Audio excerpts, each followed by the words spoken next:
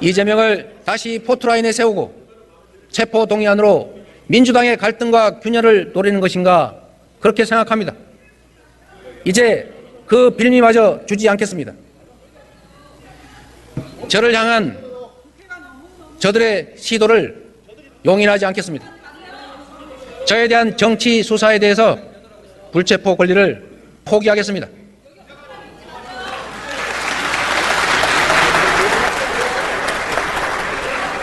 지금까지 그랬던 것처럼 소환한다면 10번 아니라 100번이라도 응하겠습니다. 구속영장을 청구하면 제 발로 출석해서 영장 실질 심사 받고 검찰의 무도함을 밝히겠습니다.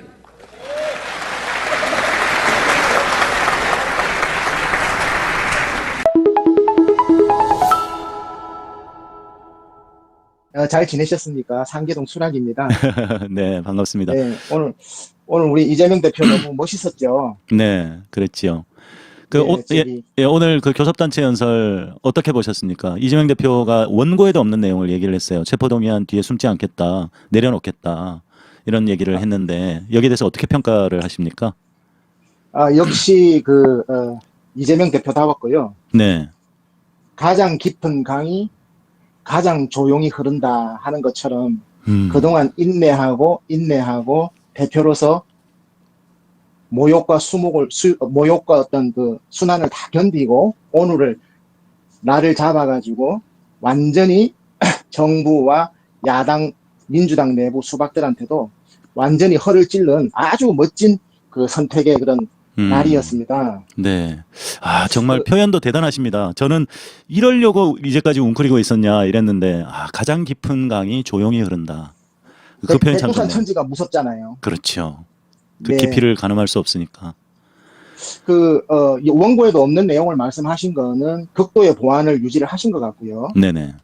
또 이재명 대표 옆에 일종의 자기들이 친명이라고 나서는 사람들한테도 정말 보안을 친명을 못 믿어서 그런 것이 아니고 친명의 냉정한 분석이 있어야 됩니다. 측근이라 그러지만 실력과 이 사람들의 어떤 행동력이 겸비가 된 사람인지 내부로부터의 혁신, 내부로부터의 냉정한 평가가 있어야 되기 때문에 보안도 철저하게 지키셨다고 보고요. 그리고 시풍님하고 저희가 한 달 전에 통화를 할 때 아마도 이재명 대표는 개혁의 날짜를 보고 계실 거다 우리가 예측을 했지 않습니까? 네네. 오늘 이제 개혁의 시발점을 던지신 것 같고요. 그러니까 이 후쿠시마 오염수로 주의가 산만해지고 윤석열이 파리로 해외 순방을 가고 어수선한 상태에서 딱 주사바늘을 찔러버린 거예요. 그러니까 이 제일 당황한 거는 아까 한동훈 그 장관의 표정을 보여주셨지만 저는 그 표정을 어떻게 읽었냐면요. 당황한 것 같은데요. 한동훈도 법조인이지 않습니까? 네네. 이재명 대표도 법조인이잖아요. 그렇죠. 서로가 선수는 선수를 알아보는 법이거든요. 그 한동훈 표정이 어떤 표정이냐면 제가 좀 속어를 약간 안 좋은 말을 좀 쓰면 똥 씹은 표정 아닙니까? 야 씨발 타짜네 타짜 이런 표정이었어요. 상당히 당황한 표정이었어요 저는. 야 저 완전 씨발 타짜네 타짜 이거예요. 네, 수랑님도 욕을 할 줄 아시는군요. 이제 제가 이제 하나의 영화의 장면이 떠오르더라고요. 네. 왜냐하면 불체포 특권을 내려놓으면서 이재명 대표가 나 구속영장 쳐라. 그러면 저는 이렇게 실리를 따지는 사람이기 때문에 이번에 구속영장을 만약에 칠 수도 없지만 친다 그러면 우리 시청자 여러분들은 어떤 내용으로 칠 것 같습니까? 대장동으로 구속영장을 청구할까요? 선거법으로 청구를 하겠습니까? 법인카드로 청구를 하겠습니까? 성남 FC 건으로 청구를 하겠습니까? 백현동 사건으로 청구를 하겠습니까? 대장동은요 이미 1차적으로 불체포 특권이 기각이 됐기 때문에 그렇죠. 일사부재리의 원칙에서 다시 재영장을 청구를 못합니다. 맞습니다. 그리고 선거법은 이미 불구속으로 재판을 받고 있고요. 그 다음에 성남 FC도 이미 기소가 돼서 재판 절차가 진행되고 있기 때문에 유일하게 이재명 대표의 구속영장을 청구한다 해봐야 백현동 비리와 관련된 내용으로 구속영장을 쳐야 되는 거예요. 법무부 검찰에서요. 근데 이거는요 아직 증인 조사도 지금 어떤 흔적도 찾지 못한 그런 건이에요. 백현동 비리 건은. 그러니까 영장을 칠 수도 없는 상황이고 영장이 국회로 들어올 수도 없고 칠 수도 없고 들어와봐야 기각이기 때문에 이재명 대표가 승부수를 띄우니까 한동훈이가 이런 내용을 디테일하게 다 알잖아요. 그렇죠. 그러니까 한동훈이가 웃으면서 그거예요. 야, 저거 씨발 완전 타짜네. 이런 표정인 거예요, 지금. 네. 아마 이재명 대표도 철저한 유능한 변호사기 때문에 음, 이 검찰 내, 그러니까 지금 서울중앙지검의 대장동 이재명 대표를 수사를 하고 있는 그 수사팀에도요. 자, 검사들이 2,000명이고 수사관들이 6,000명이고 우리나라 8,000명의 공무원이 있거든요. 네. 그러면 그중에 민주당 성향에 있는 공무원이 한 명도 없을까요? 8,000명 공무원들이 전부 다 저 한동훈 편이고 윤석열 편일까요? 그렇진 않죠. 저는 검찰 수사팀 내부에도 민주당 성향의 검사나 공무원이 있다고 저는 추측을 하고 있습니다. 그러면 지네들만 피의 사실을 공표하는 것이 아니고 민주당 내부에도 양분한 검사라든지 이런 그 그렇죠. 검찰 내부로부터 신망을 받는 검사 출신 의원들이 있어요. 조홍천 같은 사람들은 검사 출신이라 그래도요. 자기 조직 내에서 후배로부터 신망을 받는 그런 검사 출신이 아니에요. 네. 그러니까 그 사람은 어떤 검찰 내부의 고급 정보를 받을 수 있는 위치가 아니에요. 검사 내부로부터, 경제 내부로부터, 한국은행 내부로부터 아주 그 조직 내부로부터 신망을 받는 그런 선배가 아니란 말입니다. 그러나 이재명 대표의 양분한 검사라든지 책찍한 검사자들은 검찰 조직 내부로부터의 신망을 받는 사람들이 있어요. 네. 그 사람을 통해서 이미 정보가 끝났을 겁니다. 이재명 대표는. 이성윤 지검장 전 지검장도 역할을 하지 않았을까 싶기도 한데요. 뭐 거기까지는 제가 여하튼 이제 그리고 지금 국정원이라든지 지금 공직 사회가 굉장히 뒤숭숭합니다. 국정원도 지금 이제 이 염증이 터질 그런 날만 보고 있는데 총선을 기점으로 해서 검찰, 국정원, 외교부 빵빵빵빵 다 터질 겁니다. 제가 시프님하고 예측을 했던 것처럼요. 예. 그 이재명 대표가 승부수를 잘 띄우셨고 한동훈이가 똥 씹은 표. 왜냐하면 백현동으로는요. 국회에다가 체포영장을 청구를 할 수가 없어요. 왜냐하면 영장 청구 사유 자체가 안 되는 거예요. 그거는. 그렇기 때문에 대장동은 끝났어요 이미. 그렇죠. 체포영장 쳐가지고 기각됐지 않습니까? 부결됐지 않습니까? 그건 이제 다시 못 치는 거예요. 네네. 그다음에 성남 FC는 불구속으로 기소돼가 재판 받고 계시는 거고 선거법으로는 이미 재판 받고 계시잖아요. 근데 그걸 갖다가 영장을 못 치는 거예요. 일사부재리에. 그러면 나머지 유일하게 남은 것은 백현동 개발 비리와 관련된 거로 이재명 대표 앞으로 영장을 쳐야 되는데 그게 증거조사도 안 돼가 있는데 무슨 영장을 칩니까? 그리고 추석이 끝나면은 선거가 총선 6개월 남았는데 6개월 전에 선거 기간 중에 영장을 정치인 야당 대표를 영장을 친다라는 거는 검사들이 다 들고 일어나 버려요. 그리고 법원에서도 그거는 보지도 않고 기각입니다.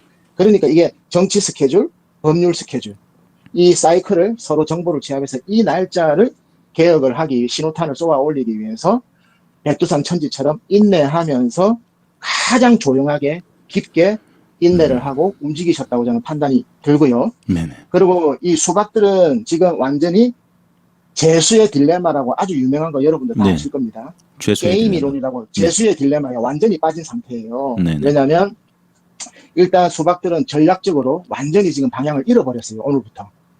그리고 또 두 번째는 우리 민주당 지지자들, 우리 당원들이 개혁의 희망을 오늘 봤어요. 개혁의 희망을 봤기 때문에 이재명 대표도 그걸 아셔야 되는 게 우리 지지자들과 당원들은 희망과 용기를 보면요. 이 사람들은 우리 당원들이 민주당에 필요한 존재구나. 이재명 대표의 개혁을 뒷받침할 수 있는 우리 당원으로서의 한 개인이지만 필요한 존재라고 사람은 자기가 필요한 존재라고 인식이 되는 순간 우리 당원들은 고통과 어떠한 순환과 그걸 다 견디는 힘이 있어요. 대중들은. 그러니까 우리 당원들한테 그 희망의 메시지를 확실하게 준 거예요. 고통과 희망을 지금까지 답답한 걸 견딘 거에 대한 어떤 그 당원들에게 메시지를 준 겁니다. 보상의 메시지. 예. 그러면서 비명계는 전략적으로 방향을 완전히 잃어버렸고요. 또 중도층들은 이재명 대표를 대단히 호감 있게 보게 될 겁니다. 그렇죠. 오늘부터. 그리고 민주당 지지율이 제가 송영길 그러니까 2달 전에 4월 달입니다. 총선 1년 전부터 지지율에 민주당과 그 국민의힘의 지지율이 벌어졌기 때문에 이 간격은 관성의 법칙에 의해서 좁혀지지 않을 거라고 제가 예측을 했거든요. 네. 지금 돈봉투 사건, 김남국 의원 코인 사건, 그 다음에 이래경 그 어떤 그 천안함 돌발 그 사건이라든지 여러 가지 악재가 있음에도 불구하고 민주당 지지율이 끄떡없이 계속 순항을 하고 있어요. 그러면서 여기에 대해서 어떤 공포감이 있는 겁니다. 공직사회라든지 보수 내부에서요. 그 다음에 민주당이 지지율이 안정이 된 상태에서 이재명 대표가 오늘 승부수를 띄웠고 또 이 수박들은 이제 재수의 딜레마에 빠졌다는 게 뭐냐면요. 첫 번째, 자기들이 이재명 대표가 들어왔을 때 대표 체제가 들어왔을 때 친문들이나 586들이 수박들이 협조를 잘하고 대표를 중심으로 뭉치고 대여 투쟁을 하고 싸우고 민생을 챙기고 했으면은 이재명 대표도 개혁하기가 힘들었을 겁니다. 왜냐하면 자기한테 그렇게 수박들이 협조하는데 어떻게 공천을 안 줄 수 있겠어요. 네. 아는 얼굴에. 그러니까 이재명 대표도 개혁은 해야 되지만 상당히 곤란했을 겁니다. 그런데 저 사람들이 자기들 그릇을 더 파이를 키우려고 자기들 지분을 더 확보를 하기 위해서 대표를 막 흔들어 버리면서 자기들 내부에서 똘똘 뭉치면서 어떤 자기들 그 어떤 밥그릇을 더 키우기 위해서 대표를 흔들었는데 지금 완전히 이 수박들이 쪼개짐으로 인해 가지고 오히려 자기 개개인의 공천도 지금 장담을 못하게 됐어요. 오늘부터는. 대표가 내가 영장 치면 법원에 가서 깜빵에 가겠다 했는데 자기들이 무슨 공천입니까 지금. 그러니까 자기들 원파이도 못 지키고 개개인의 공천권도 지금 못 지키게 돼가 있어요. 오늘부터. 그러니까 계산기를 엄청나게 재수의 딜레마들처럼 깜빵에서 돌리는 것처럼 머리 돌리고 있을 겁니다. 오늘 지금. 그러면 결국은 지금 협력하는 카톡 하면서 지금 막 대머리 엄청나게 굴리고 있을 거예요. 수박들. 그러면 결국은 협력하는 방향으로 우호적으로 이렇게 나올 가능성이 있다. 이렇게 예측하십니까? 우호적으로 나오게 되면은 예. 오히려 자기들이 이제 재수의 딜레마에 자백을 하게 되면서 자기들이 그렇죠. 어떤 최대한 형을 감형을 하고 자기 개인의 공천권을 확보를 하는 선에서 이렇게 이제 태도가 나오면서 꼬리를 오늘 보니까 10분 만에 꼬리를 내리더라고요. 꼬리를 내면서 내일부터 막 보십시오. 막 아주 이재명 대표 얼굴 입안에 혀처럼 아주 잘하려고 막 사진 찍을 때 눈에 보이려고 따라다니고 온갖 국회의원들요. 전 능구렁이 100마리 앉아 있습니다. 맞습니다. 그러니까 아침에는 친명하고 저녁에는 비명합니다. 막 카톡하면서 이재명 대표 막 씹으면서 또 아침에 나오면 또 친명해요. 그러니까 왜냐면 정치인들이라는 사람들이 나빠서 그런 게 아니고 정치인들의 태생이 그렇습니다. 태생. 여야를 떠나서 정치인들의 태생이 그래요. 왜냐하면 정치는 생물입니다. 정치가 왜 생물이냐면 우리 대중들은 민심은 불확실합니다. 수도권에서 민주당을 다 찍어준다는 보장이 없습니다. 대구 경북하고 틀립니다. 민심은 불확실합니다. 민심은 불확실하기 때문에 여론은 항상 우매해요. 그 속에서 정치를 하기 때문에 정치인들은 거짓으로 무장을 할 수밖에 없고 쇼로 무장할 수밖에 없는 겁니다. 왜냐하면요. 대통령 선거 때 여러분들이 병적으로 싫어하는 중대선거구제를 누가 공약했습니까? 이재명 대표의 공약입니다. 중대선거구제가. 왜? 그때는 이게 정권이 넘어갈 것 같으니까 민주당에서도 중대선거구제를 공약을 했어요. 그런데 윤석열이는 반대를 했어요. 중대선거구제를. 맞아요. 근데 이제 딱 정권을 잡고 나서 1년 지나서 보니까 내년 총선을 지겠거든요. 국민의힘에서. 그러니까 윤석열이가 중대선거구제를 3개월 전에 던진 거 아닙니까? 근데 민주당에서 가만 보니까 이대로 나가면 총선에서 우리가 이기겠단 말입니다. 그러니까 중대선거구제 안 하겠다는 거예요. 지금. 그러니까 민심은 불확실하고 여론은 우매하고 그 기반 위에서 정치를 하기 때문에 정치인들이 나쁜 사람이 아니고 본질적으로 거짓으로 쇼를 하고 무장을 할 수밖에 없는 거예요. 그게 정치인의 숙명이고 민주주의의 숙명인 겁니다. 네, 수랑님. 그렇기 때문에 예. 그 중도층에서 앞으로 이제 이재명 대표에 대한 어떤 이미지가 더 좋아질 것이다라고 예측을 하셨는데 아마도 오늘 발언 중에서 제가 정말 제 가슴을 울린 거였거든요. 저도 항상 했던 얘기였고 정말 윤석열 끌어내리는 거 대여 투쟁을 하고 윤석열 정부와 싸우는 것도 중요하지만 어제의 민주당과 싸우겠습니다. 국민의힘이 아니라 윤석열 정부와 싸우는 것이 아니라 어제의 민주당과 싸우겠습니다. 이렇게 선언한 것이 저는 가슴 뭉클했거든요. 이게 중도층의 마음도 움직일까요?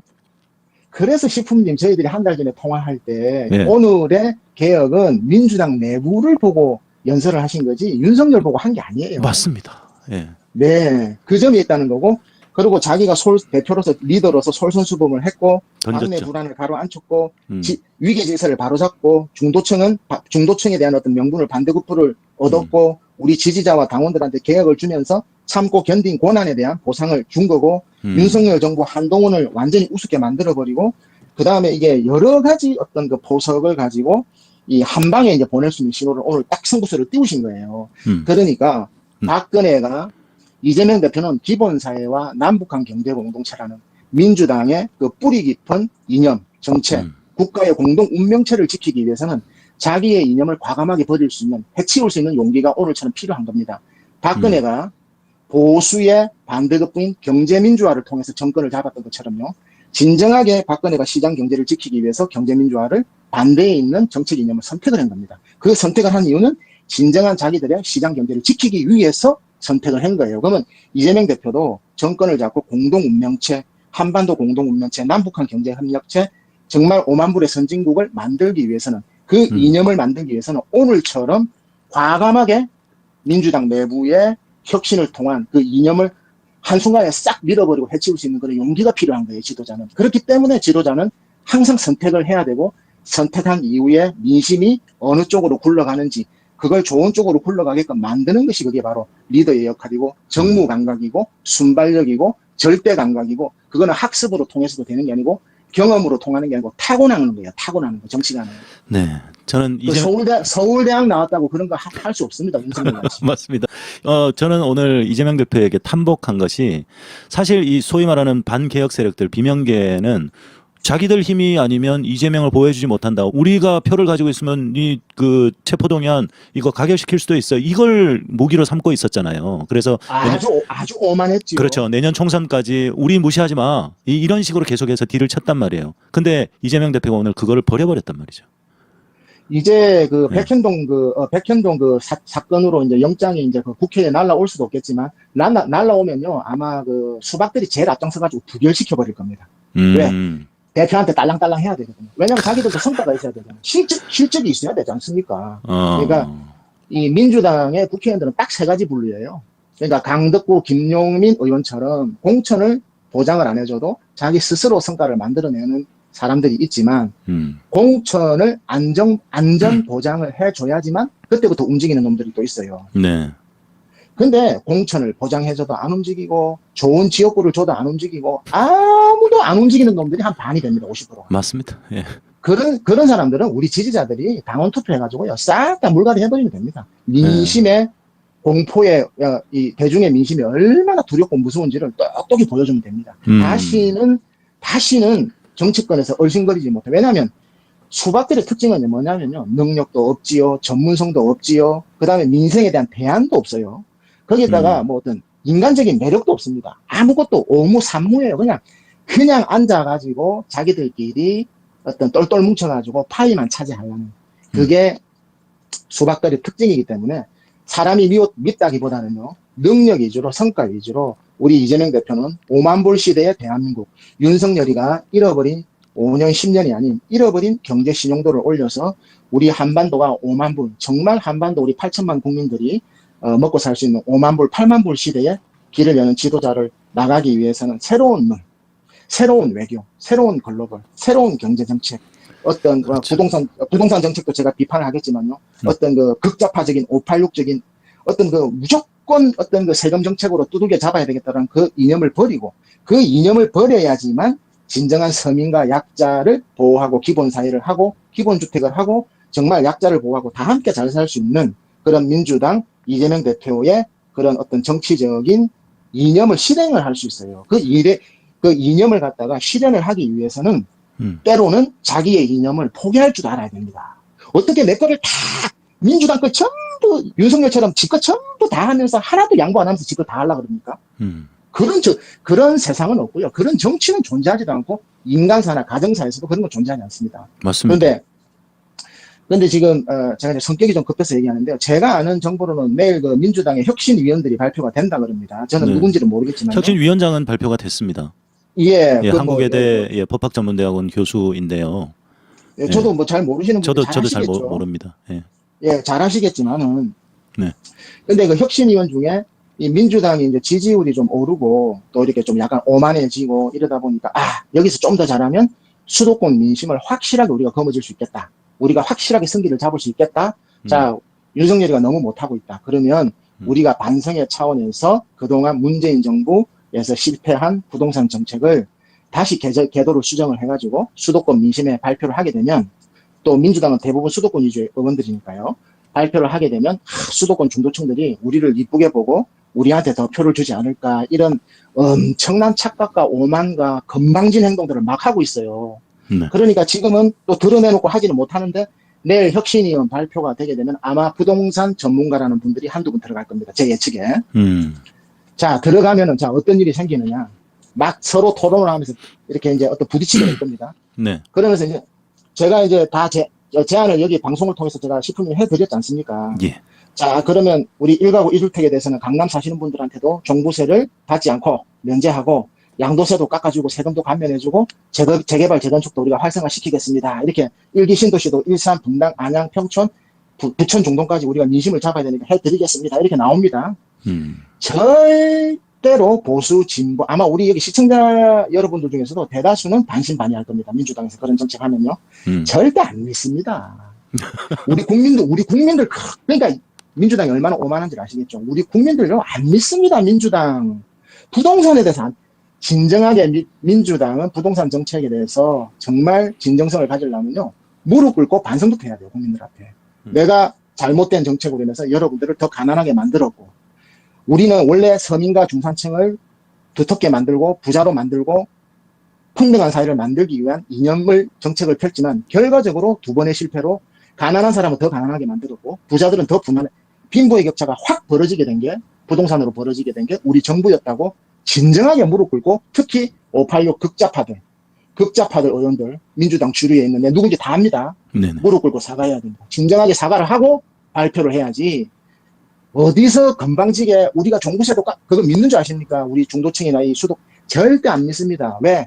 우리가 다 노무현 대통령, 문재인 대통령 다 겪어봤다.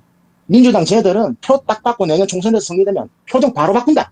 싹 표정 돌려내가지고 우리가 언제 그렇게 했냐. 우리가 중대선거구제 공약했는데 보십시오. 1년도 안 되고 싹 표정 바꿔가지고 우리 중대선거구제 못한다. 소선구제 그대로 해라. 왜? 자기한테 유리하거든요. 물론 그렇게 할 수 있습니다. 그건 나쁜 거 아닙니다. 정치인이. 그렇지만은 민생과 관련된 의식주 아닙니까? 양곡관리법에 대해서는 그렇게 챙기면서 왜 부동산에 대해서는 의식주 중에 가장 큰 게 주택이에요. 먹고 사는 거 맨날 해결한다 그러면서 먹고 사는 거를 해결해라 말입니다. 의식주를. 그러니까 양곡관리법을 신경을 쓰듯이 먹는 거 신경 쓰듯이 우리가 사는 주택에 대해서 헌법에 보장된 35조 1, 2항에 보장된 우리 국민이라면 1가구 1주택을 아무런 걱정 없이 투기 없이 편안하게 내 죽는 날까지 좋은 집이든 강남의 집이든 시골의 집이든 분당의 집이든 내가 1가구 1주택을 가지고 사는 거는 아무런 걱정 없이 살 수 있게끔 보장을 하란 말입니다. 거기에 대해서 왜 민주당이 자꾸 586 그게 왜 그런 줄 아십니까? 586들이 왜 그런 줄 아세요? 식품님? 왜냐하면 항상 서민은 70% 80%예요. 부자들은 많아봐야 10% 20%거든요. 그러니까 부자들하고 서민들하고 딱 갈라치기를 해야지 표가 80%가 항상 자기들한테 오는 거예요. 그러니까 가장 대표적인 게 우리가 제일 억울한 게 식품님 뭡니까? 우리 보고 종북이라 그러면 식품님 종북이신가요? 종북이 아니신가요? 아닙니다. 근데 너 종북이지 이러면 종북이 아니라고 설명하기가 참 애매하거든요. 저도 어떻게 내가 빨갱이가 아니라는 걸 설명하기가 참 애매한 거예요. 난 진짜 아닌데. 근데 저 국민의힘 애들은 뻑하면 민주당 그 의원들이나 민주당 지지자들한테 무조건 빨갱이라고 프레임을 씌우거든요. 그게 제일 쉬우니까 그런 거예요. 그러면 빨갱이가 아니라는 거를 참 설명하기가 어렵습니다. 내가 빨갱이가 아니다라는 걸 설명하기 어렵거든요. 그러면 민주당도 이제 대응 논리가 없다 보니까 너가 부자 편이지, 너가 부자 감세해주지, 너가 부자 편이지, 너가 기득권 편이지, 요렇게 딱 맞받아치는 거예요, 우리 정치권이. 그럼 너는 빨갱이지, 우리는 부자. 이게 그러면 자 국민의힘 보고 너가 부자 감세하는 거지 지금, 너가 부자 편이지 하면 국민의힘 애들도 진짜 부자 편인 애들이 한 50%가 되고요. 예. 진짜 또 실제로 그게 아닌데 억울한 사람들도 한 20, 30%가 돼요. 그러니까 민주당 의원들 중에서도 아주 극좌파 정말 그 어떤 종북과 비슷한 의원들이 한 10%가 있어요. 그러나 대다수 민주당 90%의 의원들은 종북이 아니거든요. 근데 이 종북 프레임과 부자 감세 프레임을 가지고 서로 정치권에서 이용을 하다 보니까 이 586들이 딱 강남, 서초, 송파 있는 부동산하고 없는 부동산하고 딱 줄을 그어가지고 저쪽을 20%를 공격해야지 80% 표를 얻는단 말입니다. 그렇기 때문에 이 달콤한 프레임을 던지지를 못하는 거예요. 이 이념을 버리지를 못하는 거예요. 이게 앞으로도 마찬가지일 겁니다. 그러니까 이 프레임을 깨라 말입니다. 그러니까 강남 주민이든 서초 주민이든 1가구 1주택을 가지고 사시는 분들한테는 편안하게 아무런 걱정 없이 살 수 있도록 국가에서 보장을 하는 것이 그게 저는 사회 정의에 맞다라고 생각합니다. 그래서 거기에 이제 좀 추가로 하면 이제 실효세율은 선진국처럼 이렇게 좀 서서히 올라가야 되겠죠. 그렇게 돼야 되지 않겠습니까? 그 100억 그 용산구에 그 네. 100억 이상 되는 강남에 100억 이상 되는 그 슈퍼리치 방상훈 그 조선일보 회장이 사는 방상훈 네. 400억 700억짜리 700억 그런 집에는 미국처럼 종부세를 지금보다 세율을 6배로 올려가 때려버려야죠. 슈퍼리치한테. 그 다음에 그 고액의 그 20억짜리 30억짜리 전세 사는 사람들. 한동훈 전세 살고 있잖아요. 네. 한동훈 그 타워 팰리스 전세가 그 17억 20억 합니다. 걔한테 왜 재산세 안 때립니까? 걔한테 재산세 때려야지요. 그 다음에 건강보험료? 1가구 1주택하고 똑같이 때려야죠. 그래, 니 왜 전세 17억짜리 사는데? 집 사라, 빨리. 집 사라. 그러니까 재산세하고 건강보험료 그 푼돈 아끼려고 그런 데 사는 사람들 많단 말입니다. 그런 사람들 그렇죠. 보호해주지 말라는 거죠. 임대차 3법으로. 그러니까 맞습니다. 제가 이제 다시 이제 하는데, 그러니까 민주당은 부동산에 대해서 몰라요. 그러니까 나서지 말란 말입니다. 그러니까 지금 식품님 윤석열이가 지금 잘못하는 게 뭡니까? 윤석열이가 정치 아마추어라는 거 우리 다 알고 있잖아요. 네. 지가 프로처럼 행동을 하니까 사고 치는 거예요. 아니 아마추어 선수가 아마추어처럼 행동을 해야지 왜 프로처럼 합니까? 지가 프로도 아닌데. 그러니까요. 아니 어제는 또 그 입시 관련해서 지금 수능이 몇 개월 남지도 않았는데 입시 관련해서 그 킬링 문제를 내지 마라. 그리고 변별력을 가지되 킬링 문항을 하지 마라. 이렇게 얘기했어요. 그 말은 그 변별력을 가지기 위해서 킬링 문제들을 배치를 하는 거잖아요. 그래서 지금 난리가 났습니다. 그런 실수하는 점들이 한두 가지가 아닌데 그 근본적인 배경이 뭐냐면 본인이 정치적인 아마추어인데 그걸 인정을 하지 않고 프로처럼 행동을 하려고 맞습니다. 하는 거예요. 예. 그런 허영심을 가지고 있단 말이에요. 그렇습니다. 윤석열이가. 예. 자, 그러면 이재명 대표는 아마추어 아닙니까? 이재명 대표도 국회 초선이고 아마추어입니다. 네. 근데 이재명 대표는요, 이래경 인사 어떤 잘못되면 이재명 대표는 항상 고개를 숙이고 아마추어처럼 실수를 하면 고개를 숙이고 사과를 인정을 하고 하죠. 잘못을 인정하고 제 탓입니다. 제가 부족한 것입니다. 수박들이 이원욱이가 조홍천이 반란을 끼면 제가 부도간 소치입니다 하고 아마추어처럼 인정을 하고 모든 걸 다 하는 거예요. 그러니까 아마추어는 아마추어처럼 행동을 했을 때 프로를 이길 수 있는 겁니다. 근데 이 윤석열 이것도 아마추어면서 지가 막 프로같이 막 지가 막 하는 거예요. 그러니까 이게 안 되는 거죠. 그러니까 그 차이점. 그러니까 윤석열은 무력으로서 리더십을 통치를 하고 무력으로서 조직을 운영한다는 모습을 우리 국민들한테 지금 생생히 보여주고 있거든요. 네. 그러면 이재명 대표는 반대편에서 전략적으로 나는 민주당을 효율적으로 움직이는 사람이다. 무력으로 다스리는 사람이 아니다. 나는 효율적으로 화합과 통합을 통해서 아주 효과적으로 인재를 다루면서 그런 리더십이라는 것 차별점을 지금 계속해서 이 이재명 대표가 보여주고 있는 거예요. 그러니까 이러한 모습들이 추상적인 모습이지만 대중들한테는 스며들지 않습니다. 처음에는. 대중이라는 거는 추상적인 거에 대해서, 그러니까 후쿠시마 오염수가 방류가 될 거다라는 거에 대해서 추상적인 거에는 반응을 잘 안 해요. 근데 딱 물이 흘러가가지고 반응이 딱 일어나면 구체적인 거에 대해서는 대중들이 촛불 들고 나오는 겁니다. 그러니까 우리가 어떤 범죄 혐의가 있다 그래가지고 그 추상적인 거에 대해서는 의심을 잘 안 해요, 대중들은. 딱 수갑차고 영장 쳐가지고 수갑차고 딱 그 깜빵에 꼬리를 대야 그때부터 저 나쁜 놈이다. 그때부터 대중들은 구체적인 모습에 반응을 하게 되어 있어요. 그러니까 이재명 대표가 효율적인 리더십을 보여주는 것이 처음에는 답답하지만 윤석열과 굉장히 대척점에 있는 그런 리더십을 계속 국민들한테 신뢰를 지금 주고 있거든요. 네. 이런 것들이 조금씩 하루하루 지나면서 이재명 대표한테 그 리더십이 중도층들이 스며들게 되어 있는 거예요. 그때까지 인내를 하는 거죠. 네. 그게 민심을 진정하게 잡는 겁니다. 그러니까 그 민심이라는 게 관성의 법칙이라는 게 있는 거예요. 인간 마음속에는요. 왜냐하면 관성의 법칙이라는 거는 뭐냐면 내가 윤석열 저거 혼내야 되겠다. 그러면 다른 거 다 필요 없어요. 혼내는 쪽으로 계속 1년 전부터 가는 겁니다. 문재인 대통령 부동산 정책 빵이다. 저 정권 교체해야 되겠다. 계속 가는 겁니다. 오세훈 재보궐부터요. 그 관성의 법칙이 있기 때문에 중간중간에 돌발적인 상황, 송영길 대표, 김남국 의원 코인 사태, 또 여러 가지 인사 파동, 이런 순간순간적인 그런 어떤 위기가 오지만은 그것은 일시적인 것이다. 그러나 이 관성, 크게 뻗어나가는 민심의 방향을 꺾을 수는 없을 겁니다. 그런데 네. 이 대중들은 구체적인 자기한테 딱 피부로 와닿는, 특히 부동산 먹고 사는 거, 후쿠시마 수산물 이런 먹고 사는 거 딱 피부로 와닿는 게 있으면은 바로 행동에 나섭니다. 민심은. 그렇죠.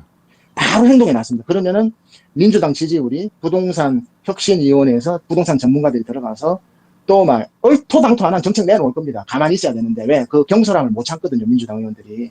나서는 거 좋아하잖아요. 그러면 이제 나서는 순간에 제가 참 상상하기 싫은데요. 경합지역 한 20석은 다 날아갈 겁니다. 민주당. 수도권에서요. 그거 반드시 알아야 됩니다. 그러니까 경제학에서 제가 다시 한번 중요한 부분이라 강조를 하지만은요. 어느 정도 방향성을 모를 때는 경제적인 정책을 선택하지 않는 것이 최선의 경제적인 정책이라고 경제학에 나와 있습니다. 그래서 경제학에. 아무것도 하지 말아야 된다. 맨큐의 경제학에 나와 있습니다. 맨큐의 경제학. 예. 정부의 선택은, 정부뿐만 아니라 이 정치권의 선택은 너무나도 시장에 큰 영향력이 있기 때문에 애매한 상태 같으면 선택을 하지 않는 것이 최선의 방법이라고 나와 있습니다. 그렇죠. 아무것도 하지 않는 것이 일을 안 하는 게 아닙니다. 그거는 그러니까 원희룡이한테 다 떠넘기면 돼요. 그 간단한 방법을 가지고 왜냐하면 경솔함이 있거든요. 이제 막 자기들 표 얻어야 되니까 이제 승기를 잡았단 말입니다. 그러니까 제가 이제 종부세도 깎아주고 막 강남 주민한테 종부세도 깎아주고 재건축도 해주고 재개발도 해주고 막 뭐 해주고 막 우리 국민들요 그렇게 간단한 사람들 아닙니다. 얼마나 까다로운데요. 그거 안 믿습니다. 안 믿어요. 민주당은 네. 그걸 알아야 돼요. 네. 그러니까 수랑님 말씀은 이 부동산 정책의 실패에 대한 민주당의 뼈아픈 인정과 사죄가 필요하다. 반성이 있어야죠. 반성이 필요하다. 예. 그렇게 물어보면 반성했다 그럽니다. 상당 부분 공감을 하고 있습니다. 예. 문재인 대통령이 반성했거든요. 그 청와대에서 그 퇴임 그 1년 앞두고 부동산 대해서 한 10초 했습니다. 10초. 하고 뒤로 휙 돌아서 가버렸어요. 예. 그것도 인상 딱 쓰면서요. 예. 그리고 휙 하고 가버렸다니까요. 그리고 왜 부동산 정책에 대해서 그렇게 하면요. 나는 할 만큼 했다. 나는 저 시골에 가서 잊혀진 사람이 되고 싶지. 나는 내가 정권 잡는 동안에는 모든 분야에서 내가 할 만큼 했다. 그러고 가버리셨잖아요. 근데 한 번 더 해도 되겠냐는 얘기는 왜 합니까? 성공한 대통령 맞습니까? 이런 얘기는 왜 할까요? 우리 성경에서도 일하는 자, 일을 하지 않는 자 먹지도 마라. 네. 우리 이 석가모니 불경에서도 금강경에서도요. 인간의 고통의 가장 큰 것이 무의고입니다. 일을 하지 않고 아무런 일을 하지 않고 놀면요. 사람 지옥이에요. 죽어버려요. 시풍님 일 안 하고 1년만 살아보십시오. 그냥 미쳐버립니다. 죽습니다. 아니, 나가서 박스라도 죽어야 돼요. 네. 인간은 근로를 하지 않으면 자기 자긍심이 무너지는 거예요. 그러니까 시골에 문재인 대통령께서 내려가 보시니까 농사 짓는 것도 하루 이틀이지. 미치는 거예요. 책 읽는 것도 하루 이틀이지. 그러니까 서점이라도 하시는 거 아닙니까? 그러니까 그 얘기는 뭐냐면요. 이 정치인들은 박지원도 나오고 정동영도 나오고 노는 거 못 참습니다. 지옥입니다. 지옥. 그 사람들한테는. 자, 그래서 네. 죄송합니다. 말을 끊은 것 같은데 네. 최대한 수랑님 말씀을 많이 들으려고 지금 노력을 하고 있습니다. 제가 오늘 인터뷰 마지막에요. 예. 제가 한동훈하고 기득권들 한 방에 싹 쓸어버릴 수 있는 복수에 대한 정책 제안합니다. 예. 기득권들과 한동훈 등 한 방에 쓸어버릴 수 있는 보관. 아니 한 방이 아니고 친일파부터요. 영원히 친일파부터 영원히 그 3대에 걸친 복수를 한 번에 할 수 있는 정책 제안입니다. 네네, 알겠습니다. 여러분 기대해 주시고요. 네. 지금 좋아요 안 누르신 분들 좋아요 눌러주시고 자, 지금 2,800명인데 3,000명 넘어서 4,000명 넘어갈 수 있도록 여러분들이 좋아요 누르시면 기적이 일어납니다. 3,000명이 넘어가고 4,000명이 넘어가거든요. 한 방에 보낼 수 있는. 자, 그리고 우리 수랑님께서 우리 경상도 분이셔가지고 발음이 좀 경상도스럽다는 거. 그러니까 표가 납니까? 복모음이 발음이 잘 안 됩니다. 뭐 확실하게 이런 거 잘 안 되고 확실하게. 은마 아파트 안 되고요. 엄마 아파트. 죄송합니다. 웃자고 드리는 말씀이고. 좀 분위기가 아주 정확하신 거예요. 분위기를 좀 즐겁게 만들려고 했고요. 그러니까 민주당은요, 시풍이 아무것도 부동산 안 해도 됩니다. 안 해도 된다? 민주당이 정책을 지금 하지 않아도 민주당은 총선에서 1당이 되고 수도권에서도 승리도 하고 이재명 대표도 정치적으로 아주 급부상하게 더 여기서 확고하게 지도자의 단열에 오르게 되고 다 되거든요. 그러니까 경솔하게 모르면 아마추어는 인정을 하고 나서지 마세요. 그리고 국토부 공무원들 있잖아요. 똑똑한 사람. 그 사람들한테 맡기세요. 그러면 50%는 갑니다.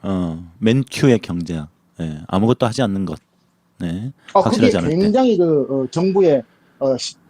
정부가 시장의 어떤 성과를 개선할 수도 있지만 정부가 개입을 하지 않는 것이 시장에 절대적인 영향력을 준다라고 맨큐의 경제학이 있습니다. 여러분들 맨큐의 경제학 만화책에도 나오잖아요. 저도 읽어본 것 같은데. 거기 나오고 기억 만화책도 못하고 있어요. 네. 그러니까 만화책도 좀 민주당 연들 좀 보세요. 아이들도 보는데. 그러니까 부동산 안 해도요. 우리 국민들 민주당 중도층들이 미워하지 않습니다. 그러니까 하는 순간 우리가 뭘 하겠다 하는 순간 그 순간에 민심 확 돌아서 버릴 겁니다.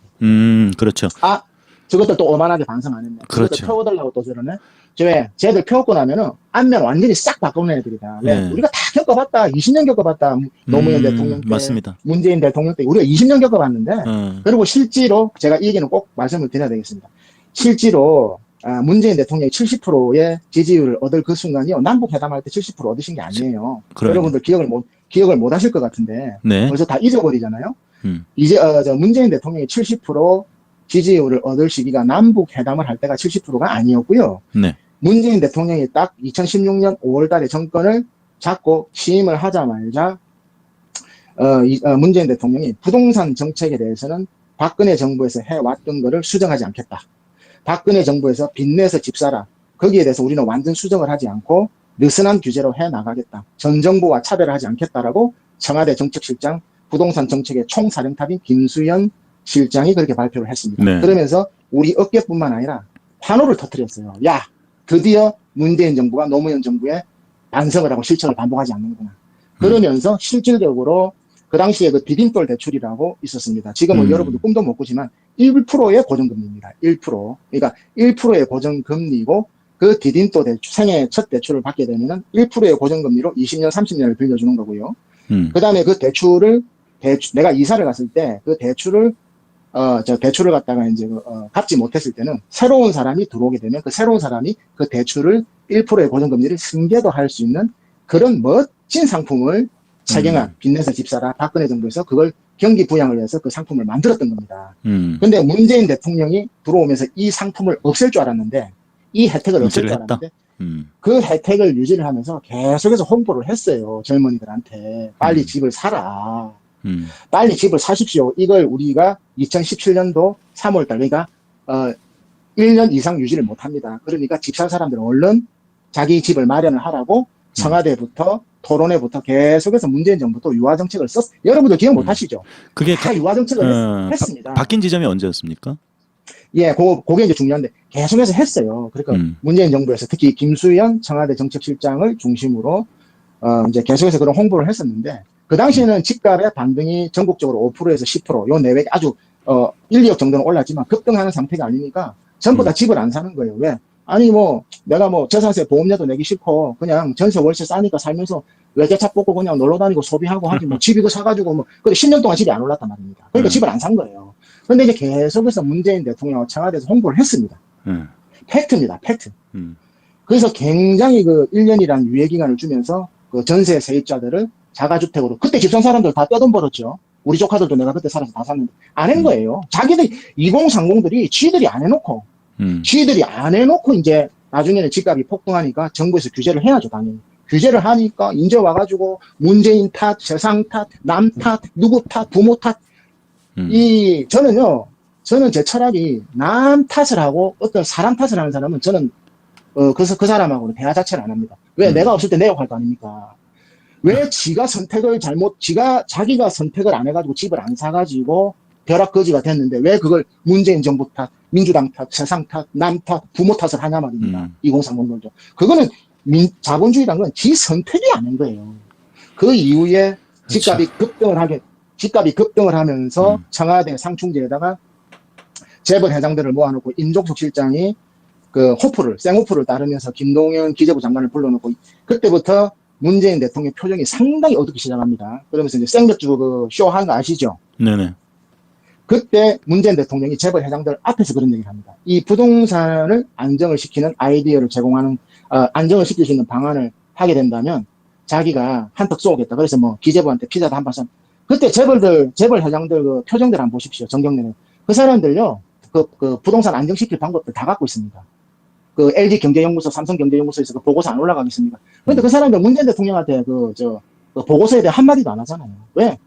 네가 그따구로 하는데 정권 똑같이 노무현 대통령 때처럼 하는데 정권 날라가라 이거예요. 그러니까 진정하게 그러니까 문재인 대통령 스스로가 이제 참모들의 제안을 받아들여서 박근혜 정부의 부동산 정책에서 급선회를 안 하겠다고 1년간 유지를 해보니까 집값이 안 잡히고 집값이 스스로 올라간단 말입니다. 그러니까 문재인 대통령 스스로 자기 본인 스스로가 노무현 대통령의 부동산 트라우마가 있고 본인 스스로가 좌파적인 성격이 있기 때문에 이거 이렇게 해서는 안 되겠다.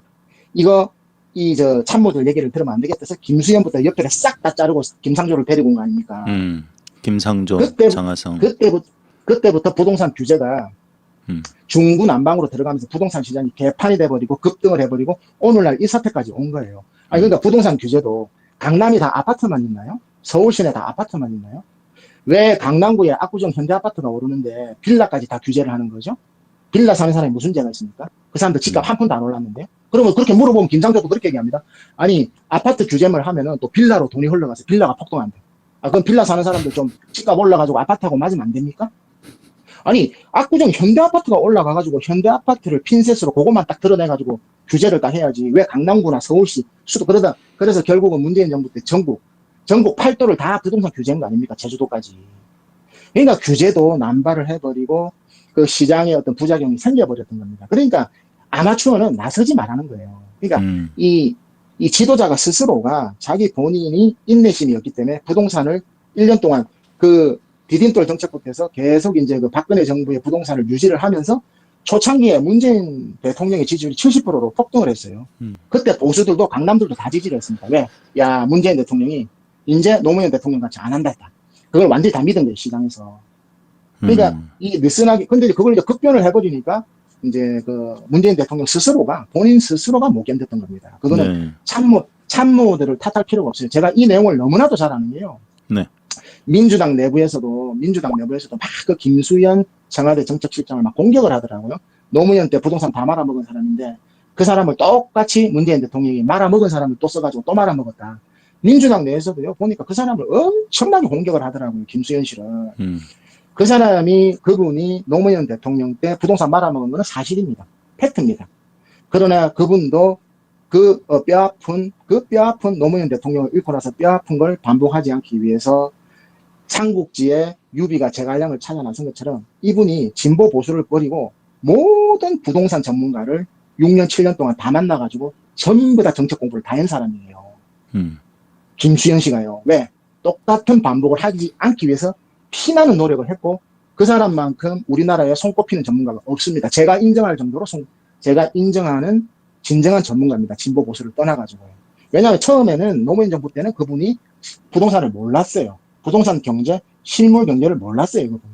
그러나 똑같은 실패를 하지 않기 위해서 그분처럼 진정한 전문가가 없습니다. 근데 그 사람을 내치더라고요. 1년 만에. 왜? 그 사람이 주택 임대 사업자를 그 사람이 도입을 했거든요. 김수현 씨가. 네. 그러니까 그 주택 임대 사업자를 도입을 했다 그래서 그게 집값 폭등의 원인이다. 다주택자의 폭등의 원인이다. 그래서 그 사람을 민주당에서 파묻어 버리더라. 매장을 해버리더라고요. 싹 네가 책임져라 해가지고. 그리고 그 사람이 흔적도 없이 사라지잖아요. 그런 전문가도 못 받아들이면서 민주당이 무슨 부동산 정책을 한단 말입니까? 자, 이 부동산 부분에 대해서는 어느 정도 이제 정리를 좀 해주셔야 될 것 같습니다. 네, 그러니까 아무것도 안 하는 게 좋다.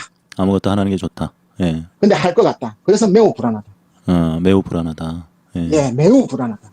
민심이 요동칠 것 같다. 아마 우리 시프님하고 저하고 그동안 인연이 되면서 제가 네. 부동산과 민심에 관련된 그런 부분에서는 거의 한 번도 제가 오차가 없었을 겁니다. 네. 그렇죠. 네. 우리 국민들이 또 특히 이제 수도권, 서울 경기 지역 수도권의 우리 국민들이 민주당에 대해서 불신하는 부분들은 분명히 존재하고 그게 이제 지난 대선의 결과로 나타났고 그게 윤석열이었기 때문에 윤석열이 질 수도 있었던 거예요. 그죠? 그렇게 생각을 해요. 그게 아니었으면 절대로 이길 수 없는 상황이었는데 상대가 윤석열이었기 때문에 이재명 대표가 이길 수도 있는 상황까지 왔던 거예요. 저는 그렇게 보거든요. 그건 어떻게 생각하십니까? 만약에 홍준표 후보가 그 국민의힘의 대통령 후보였다. 그러면 저는 10% 이상 지지 않았을까? 그렇게 생각을 하는데. 아니, 그 이재명 대표를 떠나서요, 시품님. 예. 예? 이 문재인 정부의 개혁이 민주당 정부의 개혁이라는 게 검수완박법을 개정을 하라니까 50%밖에 안 했죠. 네. 검경수사권 조정한다 그래놓고 또 50% 했다는데 자기들이 70% 했다 그럽니다. 그다음에 전국민 재난지원금 30조를 이재명 대표하고 송영길 대표가 얼마나 애타게 요구를 했습니까, 청와대에. 네, 결국 16.9조 했죠. 16.9조. 예, 그래놓고 안 해놓고 그러면 이제 안 되니까 이제 좀 눈치 보고 이제 13조 절반쯤 50%밖에 이것도 지원 안 했단 말입니다. 네네. 자, 그다음에 남북 회담도 협상도 50%밖에 진행 안 했어요. 그리고 박근혜 이명박 풀어주려면 다 풀어주지. 정경심 교수 다 풀어주지. 왜 또 50% 박근혜나 홀라당 혼자만 50%만 사면해 줍니까? 아니 풀어주려면 다 풀어주든지 안 그렇습니까? 그러니까 그것도 사면도 50%밖에 안 해주죠. 그다음에 윤석열 잘라라고 추미애 장관이 하니까 2개월 징계를 합니다. 50%밖에 징계 안 해요 또. 그리고 주택담보대출도 국회 운영위에서 지금 이사가는 사람들이 불만이 많으니까 주택담보대출을 50%에 묶지 말고 주택담보대출을 1가구 1등 풀어주라고 그렇게 애타게 요구해도 주택담보대출 50%밖에 안 해줬어요. 그러니까 또 마스크 풀어가지고 자영업자들 그 실내 영업 좀 11시까지 해달라고 그렇게 애타게 김부겸 총리한테 송영길 대표가 요구를 해도 그것도 안 했죠. 그것도 11시까지 해줬어요. 11시까지. 그러니까 50% 그것도 딱 절반까지만 해준 거예요. 그러니까 문재인 정부는 50% 정부라고 내가 이름을 붙였거든요. 50% 정부. 그러니까 개혁과 모든 정책을 다 50%까지만 물어보십시오. 당신들 왜 50%밖에 안 했어요? 물어보면 나는 50%까지만 하고 뒤에 정권 잡은 사람이 나머지 50%할 수 있게끔 내가 비워준다. 이런 얘기합니다. 나는 개혁을 그렇게 하는 건 나는 역사에서 처음 보는데요. 그러니까 그런 개혁은 유럽에서 하는 겁니다. 왜? 안정적인 선진국 시장에서는 개혁을 스텝 바이 스텝 다이어트식 하도록 개혁을 조금씩 줄여나가는 거지. 네네. 지금 우리나라는 3만 불에서 5만 불로 진출하는 과도기적인 그러한 국가의 위치이기 때문에 개혁은 큰 줄기부터 확 뜯어내야 되는 거예요. 근데 그런 권력을 다 줬는데도 그 다음에 국정원법도 하라더니 국정원법도 지금 50%만 개혁을 해놓으니까 국정원이 다시 설치잖아요. 그러니까 모든 법률과 이런 게 전부 다 50%예요. 그리고 유은혜하고 김현미하고 능력도 안 되는 그런 사람 왜 장관 앉혔냐 그러면 내가 여성 50% 내각을 약속했기 때문에 그 공약을 지키기 위해서 50%그 여성들을 그러니까 무조건 50%예요. 50%. 정말. 제가 이거 다 팩트입니다. 얘기 들어보니까 속상하네요. 그리고 용산에 이전하는 것도 윤석열이가 이전하는 거 돈 예비비 달라니까 문재인 대통령이 반대했잖아요. 처음에 안 준다. 그래놓고 또 한 일주일 뒤에 50% 줘. 그것도 차라리 다 주든가. 내각을 50% 하자는 거는 내각을 30% 하자는 거였어요. 제 기억으로는. 단기적으로 30%고 장기적으로는 50%. 장기적으로. 그러니까 실제로 30%를 넘긴 거죠. 그런 걸로 제가 알고 있는데 아무튼 단기적으로 문재인 정부에서 30% 하고 장기적으로 민주당 정부에서 50% 예산 내각을 하겠다. 이렇게 해서 이 기득권들을 확 복수를 하는 방법이 제가 이제 그 정책을 이건 제 개인적인 추측입니다. 자, 전두환도 사형 구형을 받았는데 노태우하고 2년만 살다 나왔거든요. 네. 근데 박근혜도 30년 징역 받았는데 4년 살고 나왔는데 실제로 박근혜 4년 안 살았습니다. 병원에서 거의 그렇죠. 3년 있었어요. 맞습니다. 그다음에 그 이명박도 10몇 년인가 몇 년 받았죠. 17년. 17년 받았어요. 이명박도 2년 안 살았을걸요. 그렇죠. 거의 병원에 꽤 오래 있었고. 그다음에 이 김경수 지사도 2년 안 살았고요. 한명숙 총리도 2년 꽉 채우고. 그러니까 우리나라는 여야가 이 묵시적으로 합의가 있는 게 어떠한 여야의 정치인들이 사람을 죽이지 않는 이상, 실정법을 위반하지 않는 이상은 징역을 2년 이상 살리는 걸 나는 본 적이 없어요. 내 살아생전에. 그러니까 뇌물을 먹는다든지 확실하게 실정법을 위반하는 경우에는 징역을 6년씩 받아도 그 원세훈인가 그 국정원장도 그렇게 폐악질을 해도 그 사람도 3년 이상 안 살았어요. 그러니까 저는 정치권에서 무슨 여야가 잘못을 해가지고 그대로 징역을 다 사는 걸 보지를 못했어요. 네. 실제 없거든요. 다 사면해줘. 서로 사면해줍니다. 서로가. 서로가. 그리고 딱 그 마지노선이 2년입니다. 2년. 2년 이상은 살지도 않고 서로 묵시적으로 동업자 의식이 있어서 다 털어져 버리거든요. 그러면 시품님, 그러면 몇백억, 몇천억 박근혜처럼 해먹고 이명박처럼 몇 조를 해먹어도 2년 살다 나오면 끝인데. 할만하죠. 그만큼 남는 장사가 어디 있습니까? 네. 그러니까 뭐냐면 두려워하지 않는 거예요. 국민들은. 맞네요. 자, 수랑님, 이게 일단 오늘의 내용은 일단 이재명 대표에 대한 이재명 대표가 움직이기 시작하고 정말 아주 중요한 메시지를 냈다고 생각하는데 거기에 많은 지지자분들이 또 고무되고 다시 새로운 희망을 갖고 이런 상황이니까 거기에 대한 얘기를 좀 해주시고 아까 말씀하신 것처럼 한꺼번에 이 기득권과 또 이 한동훈 등을 날릴 수 있는 이 보관을 말씀하신다고 했는데 이제 결말로 한번 가셔야 되겠습니다. 마무리하겠습니다. 네네. 그러니까 이제 기득권들이 어떤 2년 이상의 징역을 살지 않는 여야의 묵시적인 합의가 있기 때문에 국민들을 두려워하지 않고 법을 두려워하지 않고 또 앞으로도 마찬가지일 거고 절대 두려워하지 않습니다. 그렇기 때문에 진정한 개혁도 될 수도 없고 적폐청산도 안 됐던 거고 이 뿌리가 친일파 때부터 그대로 이어져 왔습니다. 친일파들도 이승만이가 다 사면해줘 버리고 어떤 잘못을 해도 다 사면해서 잘 먹고 잘 살잖아요. 우리나라에서. 그러하면 앞으로 이재명 대표가 대통령이 되실 건데 이재명 대표가 대통령이 돼서 한동훈도 직권남용으로 윤석열도 직권남용으로 김건희를 주가조적으로 저 사람들 만약에 실정법으로 위반으로 저 사람들 징역을 살리면 저는 윤석열 아무리 큰 죄져도 2년 이상 안 산다고 저는 봅니다. 개인적으로. 한동훈도 2년 이상 못 살립니다. 왜? 다 사면해주게 되어 있습니다. 그 이유는 민심이 변했다는 거예요. 박근혜를 구속시켜야 된다는 게 80%였거든요. 박근혜 사면해줄 때 박근혜 사면해야 될 찬성률이 65%였어요. 맞습니다. 민심은 불확실한 겁니다. 여론은 우매한 겁니다. 그렇기 때문에 정치 지도자들은 거짓으로 선동을 하게 되어 있는 겁니다. 민심이 30년을 살려라 했으면 계속 30년 살려야 되는데 나중에 박근혜 불쌍하다고 그러거든요. 그럼 윤석열 그 징역 2년 살리면 윤석열 2년 10년 때리면 윤석열이 징역 10년 삽니까? 2년 살면은 또 불쌍하다. 대통령의 뜻을 풀어줘. 또 풀어줍니다. 이게 계속 반복이기 때문에 그래서 윤석열이나 한동훈이나 저런 사람들이 국민들을 무서워하지 않는 겁니다. 역사를 무서워하지 않는 겁니다. 왜? 진정한 적폐청산을 당해본 적이 없기 때문에 조선일보, 방상훈이든 동아일보든 친일파들이 득세를 하는 겁니다. 그러면 이 친일파들이 기득권들이 뭘 다 가지고 있습니까? 우리나라의 모든 돈을 누가 다 가지고 있습니까? 이 기득권이 다 가지고 있거든요. 그렇죠. 이순자 씨가 전두환 이순자 씨가 가장 자기가 뼈아픈 게 그 신랑이 깜빵 사는 것도 아니고 자기가 한 달에 연금을 들은 게 있어가지고 35억 연금을 납부를 해서 자기 죽기 전에 한 달에 5천만 원씩 타는 35억짜리 연금을 납부를 했는데 네. 그것을 추징금으로 압수를 당해가지고 이순자 씨가 너무나도 그 돈 좀 돌려달라고 자기가 몇백억보다 아깝다고 아주 그냥 가슴을 뜯고 한탄한 적이 있어요. 이거 언론에 다 나온 겁니다. 네. 자, 그러면은 이순자 씨가 제일 무서워하는 건요, 돈입니다, 돈. 제일 사랑하는 건 돈이에요. 그렇죠. 기득권들이 제일 사랑하고 친일파들이 지금까지 떵떵거리고 사는 게 바로 돈입니다, 돈. 금권, 돈. 그리고 저 사람들은 돈으로 인해서 이권을 챙기는 거고, 김건희가 제일 사랑하는 게 돈 아닙니까, 돈. 사랑입니까? 돈이라고 난 봅니다. 자, 그러면 예. 이재명 대표가 대통령이 되면 다 세무조사 때립니까, 전 국민은? 그렇게 되면 또 민심이 돌았습니다. 그러면 한동훈처럼 다 그러면 이재명 대표가 대통령이 되면 영장 치고 구속시키고 이렇게 해야 되겠습니까? 속이 순간적으로 감정은 풀릴 수 있지만 진정으로 저 사람들 반성하지 않습니다. 돈을 그 사람들이 가지고 있는 베이스에 깔려가 있는 언제든지 저 기득권들이 살아날 수 있는 그 돈에 대해서 치명타를 가해버려야 되는 겁니다. 그래야지만 한마디로 군사의 식량을 뺏어버려야지 저것들이 기득권들이 다시는 이 땅에서 설치지 못하는 거예요. 조금 더 구체적으로 그 방법을 얘기해 주십시오. 그러면 네. 그 방법이 이미 구체적으로 나와 있습니다. 네. 제가 이 넉 달 전에 넉 달인가 석 달인가 하여튼 한 서너 달 좀 됐습니다. 민주당 국회의원들이 한국은행의 직원들을 초청해서 국회에서 토론회를 열은 적이 있습니다. 무엇으로?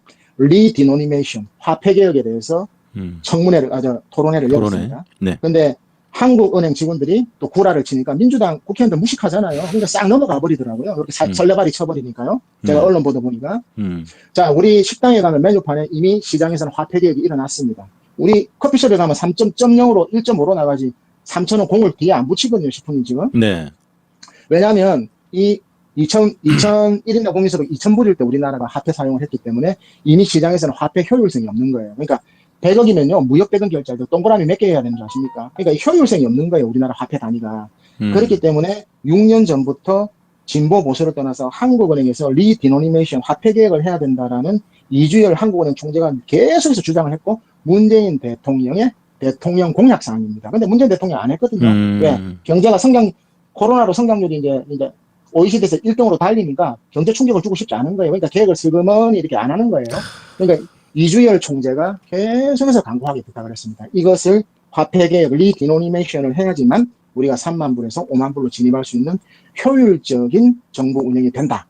그렇게 주장을 했고, 이거는 진보 보수가 다 이미 그 물밑에서 토론이 끝난 상태입니다. 그러면 이 화폐 개혁을 하는 방법이 급진적으로 하는 방법이 하나, 그러니까 진보적으로 개혁적으로 하는 방안이 하나, 설명은 다 못 드립니다. 전문가들 다 알아요. 네. 하나가 있고요. 또 시장 친화적으로 보수적으로 하는 방안이 또 하나가 있습니다. 그러니까 이 방안을 가지고 서로가 이제 어떤 걸 선택을 하는 거는 지도자의 선택에 딸린 거예요. 그러니까 대통령 집권하자 말자요. 전부 다 방심할 때 리디노니메이션 화폐 개혁을 딱 단행해버려야 돼요.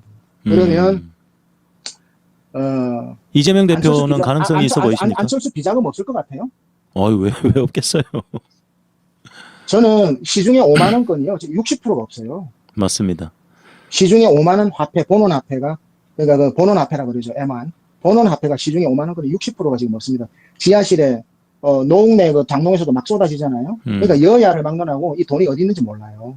자, 그러면은 30억 원 밑으로, 이거는 제 제안인데 30억 원 밑으로는 자금 출처를 묻지 않고 현금 30억 이상 가지고 있는 사람은 자금 출처, 국가의 그 중앙은행에 다 신고해야 됩니다. 왜냐하면 화폐 개혁을 하는 거 화폐를 새로 발행하는 거거든요. 그렇죠.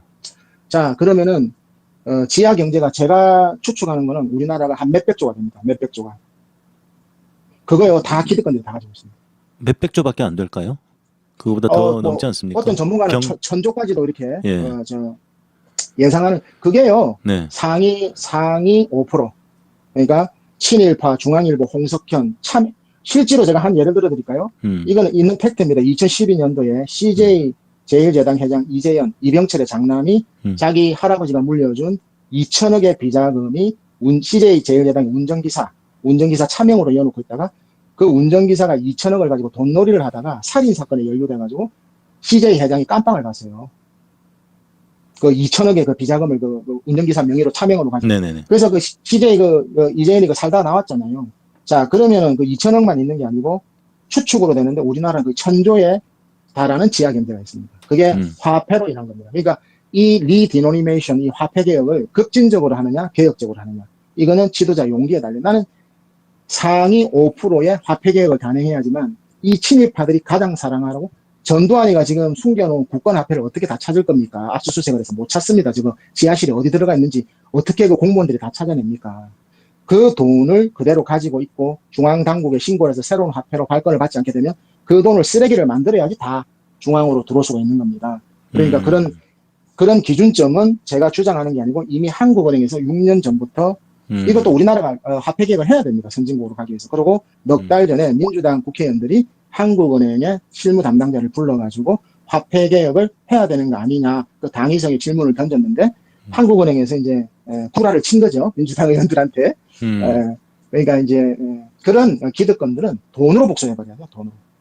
자, 정치인들이 자기 명의로 돈 가지고 있습니까? 절대 자기 명의를 안 가지고 있습니다. 그렇죠. 그거는 차명으로 어디에 숨겨놓은지도 모르는 거예요. 그런 돈을 지상으로 다 끌어올리기 위해서는 세무조사에 공권력도 필요 없고 검찰 압수수색에 힘들게 복수할 필요도 없고요. 바로 그 돈에 대해서 치명타를 입혀버리면 되는 거예요. 그리고 그 돈으로요 기본주택하고 또 기본 우리 기본연금 다 하고 진짜 우리나라 바로 5만 불 되거든요.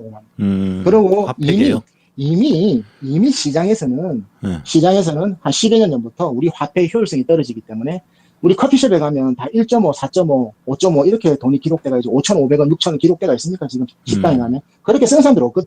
이미 시장에서는 화폐 개혁이 이미 실행이 되고 있어요. 이제. 그러니까 1,000원짜리, 2,000원짜리 동전이 나와야 된다는 얘기일 수도 있네요. 아니죠.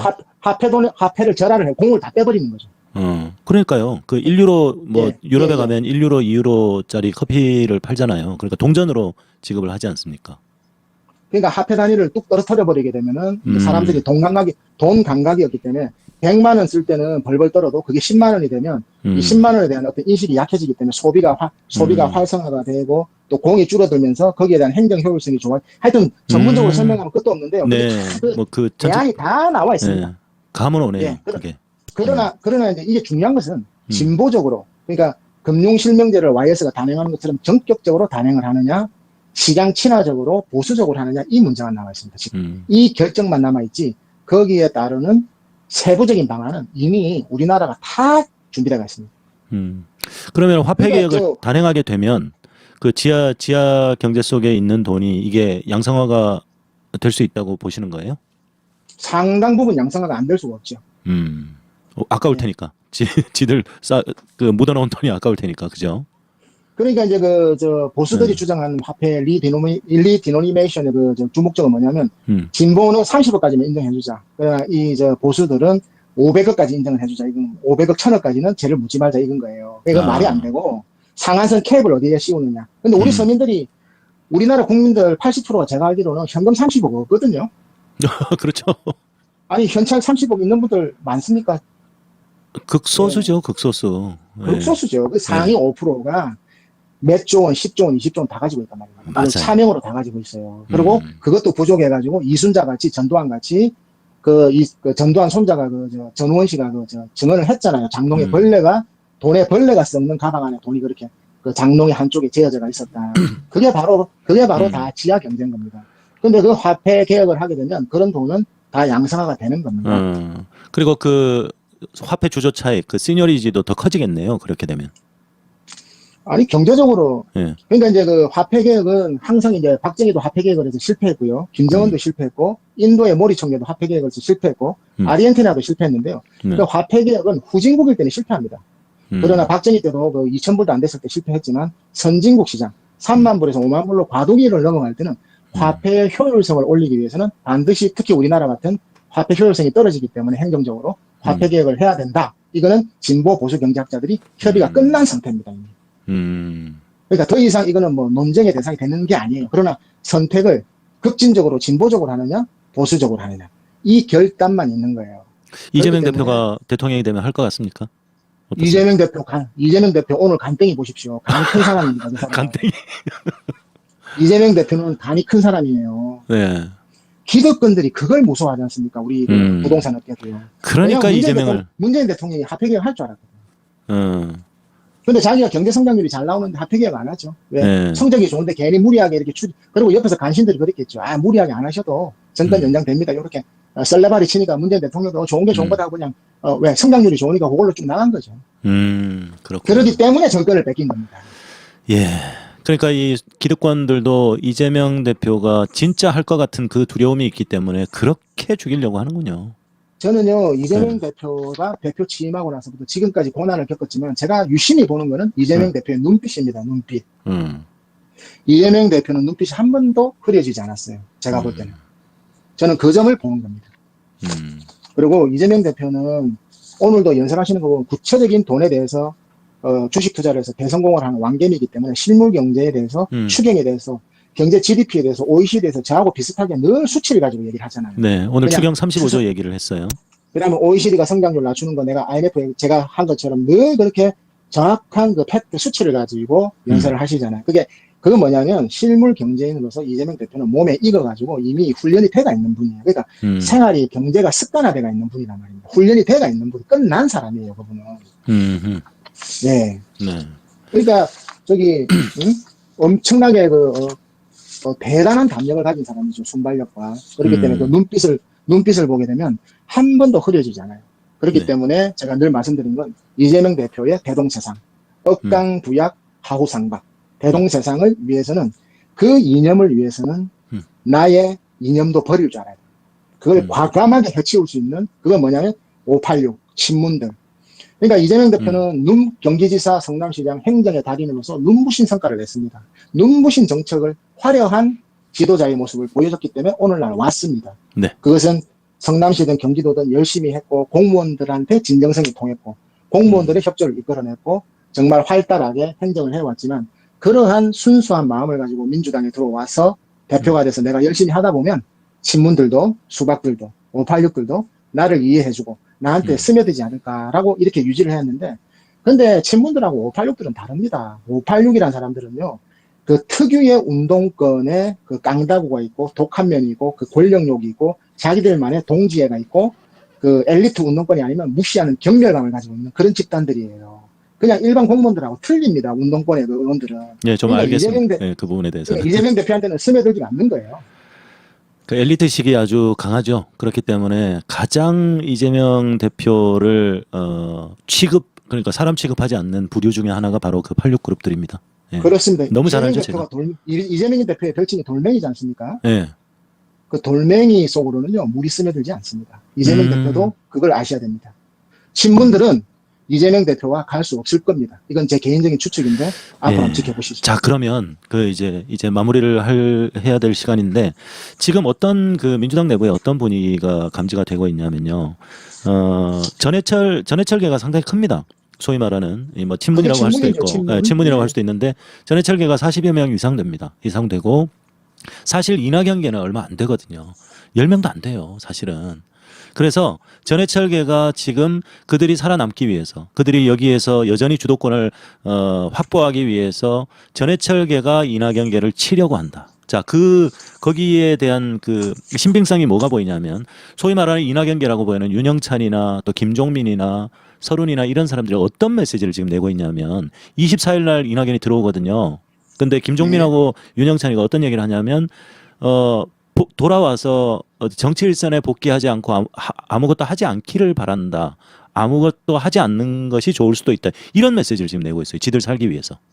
지금 그런 분위기가 감지가 되고 있어요. 그게 이제 식품이 제가 말씀드린 재수의 딜레마인 겁니다. 재수의 딜레마. 왜냐하면 김종민이나 윤영찬이나 그런 사람들이 자기의 개인적인 우월적인 선택을 하기 위해서 자기 개인 공천을 보장받기 위해서 서로가 그 이낙연계 그 집단 안에서도 네. 처음에는 같이 뭉쳤지만 지금 재수의 딜레마가 빠졌기 때문에 서로 먼저 자백을 하는 거예요. 서로 먼저 나서가지고 자백을 하는 것이 서로 이제 자기들끼리 공격을 하는 거예요. 네. 전해철계, 친문계들이 이낙연계를 쳐내면서 여전히 자기들의 민주당 내부의 기득권을 유지하려고 한다. 이런 움직임이 감지가 되고 있습니다, 지금. 근데 식품님, 저기, 이 운동권의 시각으로는요, 우리 대한민국이 5만 불의 선진국을 진입 못 합니다. 저도 공감합니다. 네, 그거는 그분들이 실포 조음을 떠나가지고요. 네. 그거는 불가능합니다. 저거는 제가 확신합니다. 그렇기 때문에 그분이 실포 조음을 떠나서 운동권들, 586의 그 운동권들은 시대적인 것이 이미 끝났습니다. 문재인 정부의 정권 교체를 당함으로 인해가지고 국민들한테 이미 심판을 받은 거기 때문에. 그리고 우리 국민들이 선택이 훌륭하신 게 우리가 3만 5천 불에서요. 네. 5만 불로 지금 빠른 시간 안에 5만 불로 진입을 안 하게 되면 우리나라도 상당히 위험해질 수가 있습니다. 장기 침체에 이미 들어갔잖아요. 그 장기 저성장 시대로. 오늘 원희룡 씨가 인터뷰를 했는데요. 부동산 L자라고 그 사람이 인터뷰에서 오늘 저 팩트를 확인했어요. 제가 L자라고 그렇죠. 주장한. 예, 예. 오늘 그 원희룡 씨 인터뷰 보시면 예, 나옵니다. 예. 밑에 저도 봤습니다. L자로 예상한다. 네. 왜냐하면 자기가 보고를 받은 거예요. 이제 장기 저성장 시대로. 예. 그러니까 그걸 자꾸 그러니까 이미 우리나라 경제는 이재명 대표가 오늘도 우리나라 경제는요. 제가 이거는 안 좋은 얘기를 안 하려고 하는데 우리나라 경제는 이미 수술대 위에 올랐어요, 식품이. 예, 예. 수술대 위에 올라와 있기 때문에 여기서 어떻게든 나으려고 발버둥 쳐봐야 수술을 안 받을 수가 없어요. 그냥 수술 받고 영양제 잘 먹고 체력 회복해서 수술 전으로 돌아갈 생각하지 말고 수술 받고 영양제 잘 먹고 체력 회복해서 빠른 시간 안에 회복한다 이런 생각으로 우리가 삶을 살아야지 5년 전 생각하다가는 그 우리 개인들도 그렇게 살아야 된다. 그게 뭐냐면 대출을 줄이고 소비를 줄이고 허영심을 빼고 큰 집이면 빌라라도 이사 가라 말입니다. 제가 늘 주장하는 거. 왜 아파트 사다 빌라 못 갑니까? 소득을 줄이고 소비를 줄이고 생활을 줄이고 절약을 하면서 각자 도생으로서 이 어려운 시기를 헤쳐나가야지 할 거 다 하고 쓸 거 다 쓰고 서글픕니다. 남들 하는 거 몇 년 전 이게 현실입니다. 현실. 그러나 이 사람들은 현실을 받아들이기가 힘들어요. 그러니까 저희 같은 약간 조금 아는 사람들은 안타깝죠. 예, 안타깝죠. 이미 우리나라는 경제가 수술대에 올라가 있습니다. 네. 네, OECD 이재명 대표가 오늘 얘기하셨잖아요. OECD에서 유독 우리 하나만 경제 성장률을 낮췄다. 그렇죠. 이미 수술대에 올라가 있는 겁니다. 지금. 네, 지금 OECD 평균 코로나 이제 코로나가 끝나고 지금 OECD 평균이 한 2.5% 보고 있더라고요. 그 경제 성장률이 우리나라만 지금 1.75, 1.5, 1.4 뭐 이렇게 그 하향 조정을 하고 있는 상황이죠. 왜 우리나라만 유독? 그러니까 이 일본이 네. 일본이라는 나라가 인류 경제에서 한 번도 안 보여준 모습을 보인 것이 유동성 함정이라고요. 일본은 히로시마 나가사키 히로시마 원폭. 예, 그 원폭 핵폭탄을 맞았지만 네. 물리적 원폭도 맞았지만 경제적으로도 85년 뉴욕 플라자 합의를 통해 가지고 경제적으로도 핵폭탄을 2번 맞은 거예요, 이 사람들은. 그렇기 때문에 장기 저성장이니까 아베노믹스라 그래가지고 돈을 양적 완화라 그래가지고 돈을 치고 가서 엔화를 막 그래도 경제가 안 살아나잖아요. 그게 돈을 뿌리게 되면 경제가 살아나거든요. 그러니까 일본이 경제학에도 없는 유일한 모델인데 그걸 유동성 함정이라고 그러는데요. 우리나라도 일본처럼 돈을 뿌려도 살아나지 않는 유동성 함정에 빠질 수가 있습니다. 그게 굉장히 위험한 겁니다. 돈을 뿌렸는데 경제가 안 살아난다는 건 완전히 사망인 거거든요. 그게 원래 경제학에서는 그런 건 없어요. 국가에서 돈을 풀게 되면 경제는 소비는 살아나게 되어 있는데 일본이 유일하게 경제학에도 없는 그런 모델이 유동성 함정이라는 것이 선진국에도 있습니다. 그러니까 우리나라도 거기에 빠지지 않기 위해서는 경제 체제를 완전히 바꿔야죠. 근데 윤석열 하는 거 보십시오. 다 아마추어가 막 프로고치 막 하잖아요. 지가 프로예요, 지금. 네. 지가 막 완전 교육도 프로, 경제도 프로, 국방도 프로, 외교도 프로, 막 모든 분야에 지가 프로입니다. 공천도 프로, 막 수사도 프로. 그러니까 이거를 회복을 못 한다니까요. 정권 교체가 돼도 이 중국과의 신뢰관계, 러시아와의 신뢰관계, 신남방 정책, 인도네시아와 베트남과의 어떤 외교 정책에 회복을 하려 그러면은 이게 망가뜨리는 거는 1년이지만 회복하는 거는 5년, 10년 걸립니다. 그렇죠. 그러니까 아베노믹스가 실패한 것이 양적 완화를 실패한 것이 지원을 해도 국민들이 소비를 안 해서 그런 거 아닙니까? 그게 경제학에서는 없는 모델입니다. 예. 그 만약에 이재명이었다면 그걸 지역화폐로 지급을 하고 카드로 지급을 해서 반드시 쓰도록 예. 그러니까 이재명 그 대표는 썩눈화폐로 했을 텐데. 이재명 대표님은 남북한 대통령께서 남북한 경제 공동체 협력체 이끌어내고 음. 김포에다 8만 불 도시해 가지고 김포의 진흙바닥을 내가 대리석으로 다 깔겠다 이렇게 해버리면 경제 성장도 3% 금방 올라가거든요. 그렇죠. 지난번에 김포 얘기를 하셨는데 다들 고무되셔가지고 김포에 땅 보러 가야 되냐 그러시는 분이 김포공항 주변에 그 얘기를 그러니까 하셨는데. 지금 제가 너무 지금 걱정이 돼서 자꾸 높아시며 말씀드리는데요. 네. 민주당에서 부동산 정책 발표 안 해야 되는데 할 겁니다. 못 말리죠. 네. 왜? 그 사람들도 나서는 거 좋아하잖아요. 나설 겁니다. 나서면은요. 네. 수도권 민심 자기들 바라는 대로 뜻대로 안 움직일 겁니다. 제가 그 장담할 수 있습니다. 잘 나가는 지지율이 뽀글해질 겁니다. 네. 이거 어떤 악재도 지지율이 끄떡없는데 왜 이러지? 분석한다고 난리를 칠 겁니다. 제가 그렇게 되라고 바램을 전달하는 게 아니고 이건 제 경험에서 나오는 추측입니다. 네.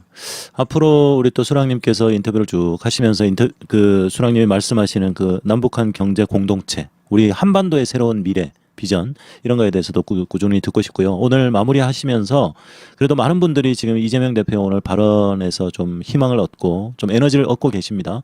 거기에 대해서 그러니까 우리 지지자들이 네. 고통을 견디잖아요. 지금. 총평을 좀 해주십시오. 총평을 하고 마무리를 했으면 좋겠습니다. 예. 네. 마무리 드리면 이제 이재명 대표가 우리가 계획을 한다라고 확신했지 않습니까? 시프님? 네네. 그 시기를 오늘로 보신 거네요. 그 다음에 이제 굉장히 마음적으로 홀가분 하실 거고, 예, 그 다음에 이제 당내의 질서가 완전히 바로잡힐 겁니다.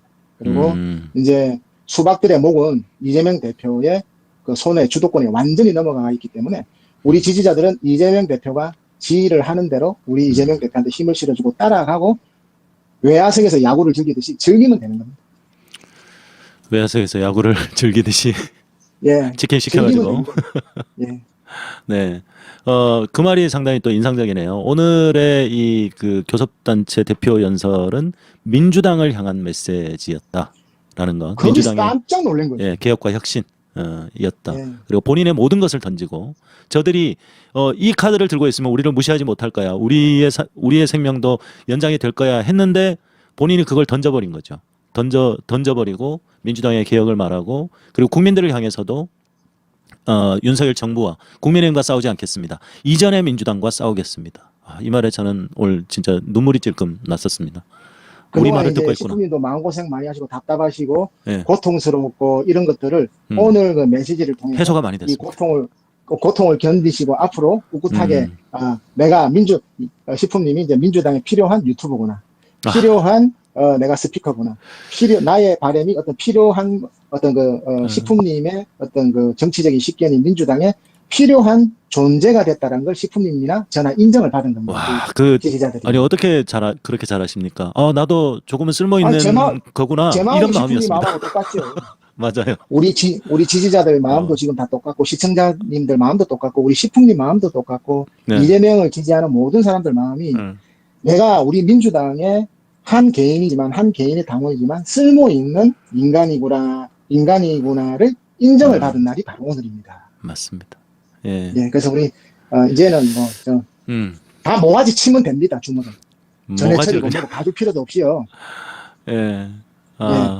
전해철이를 잘라야 되는데 진짜. 그러고 삼선 오선 진짜 참 그만해야죠. 너무한 거 아닙니까 진짜 친문들. 후배들한테 길로 좀 아니 제가 참 이 말이 또 많아지는데요. 국회의사당 그 자체에서 20년 근무하면서 이제 유튜브에서 내가 한번 보니까 뭐라 그러냐면요. 네네. 누가 질문을 해요. 저 국회의사당 그 천정에 형광등이 365개 달렸잖아요.